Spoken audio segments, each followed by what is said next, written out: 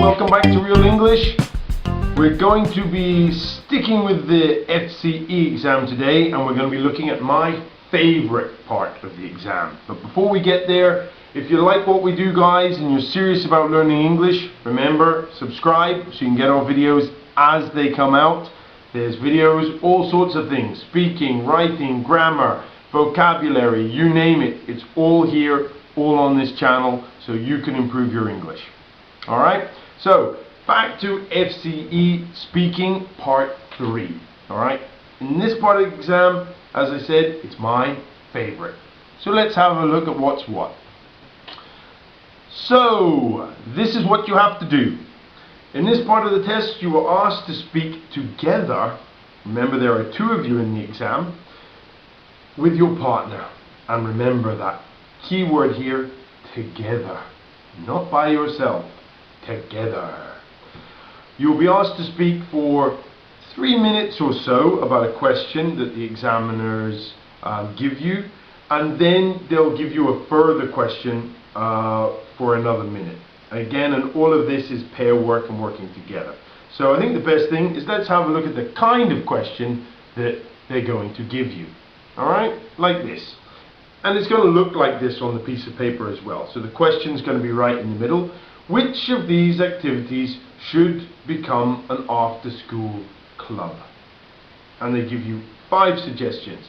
Chess club, basketball, computer games, swimming and dancing. You can start wherever you want, but you've got to use these. So you've got to answer that question. So here you're going to be talking about all the maybe the good things and the bad things about these being an after-school club. And remember, you've got to do this for like 2 to 3 minutes. Okay, until the examiners stop you, basically. Don't worry about time. Let the examiners worry about the time, alright?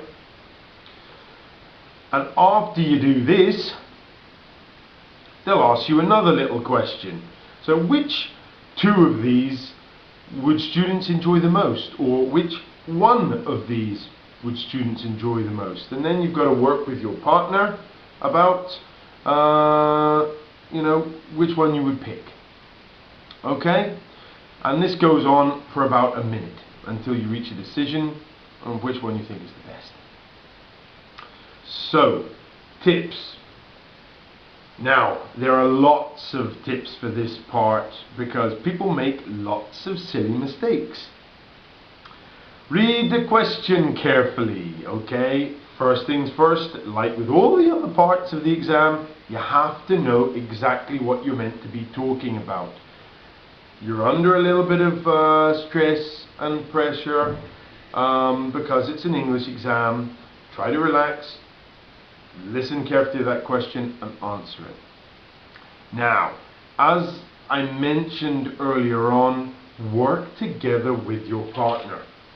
Now, a lot of people don't do this and you will get penalized if you don't. The whole point of this part is the examiner will actually literally say to you, now I would like you to work with your partner or work together.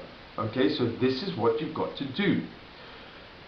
Now, in order to work together, first of all, you should turn your chair and you should be talking to the other person. The examiner will be over there and you'll actually see the examiner sometimes turn his chair sideways. So, as to tell you, you shouldn't be talking to me. Okay, it's a forcible habit though that some students have, that because it's an exam they want to talk to the examiner. This is a pair work. When you're working with someone, you should be looking at them and gesturing to them, not the examiner. Alright, so remember that. Turn your chair a bit and look at your partner. Make eye contact, yeah, not the examiner.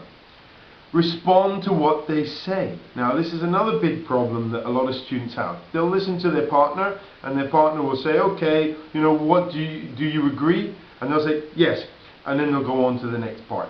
But you need to say yes, no, and then respond. Yes, I agree with you because that's a very good point. Or yes, I agree with you because, as you said, that's going to make us a lot of money.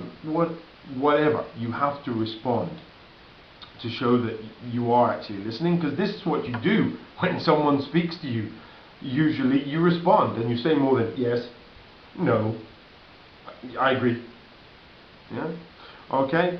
Ask them their opinion and questions. Now again, as I said, you should be using all of the expressions that I'm going to give you in another video. There'll be a little link to it here, and you need to, be saying, what do you think? What's your point of view? Do you agree with me? Yeah, things like this to change the turn and to make it easy for your partner. And also questions. Which point shall we talk about next? Things like that to drive. Do you think this is a good idea? Anything like that to keep the conversation going, and this is all part again of working together. Alright, and as I said, there's going to be another video released, so look out for that. You should really subscribe. Alright, and finally, speak for the given amount of time. Yeah, and as I said earlier, you don't really have to worry about time so much. Just speak until the examiner stops you. Try and talk about all of the 5 points that you're given, of course, but the only thing I would say is don't be too quick. Again, because the examiner wants to see you working together. Yeah, and when they're satisfied, they'll say thank you very much, and then they'll ask you the second question. So I hope that has given you something to think about. As I said, this is an amazing part of the exam, especially if you're going with someone or you know someone who's taking the FCE. There's a good chance for you to practice and work together. And as I said, I really enjoy this part of the exam. I hope you do too. If there's any other questions or anything like that, ask away. That's why we're here. Bye for now, and good luck in your exams.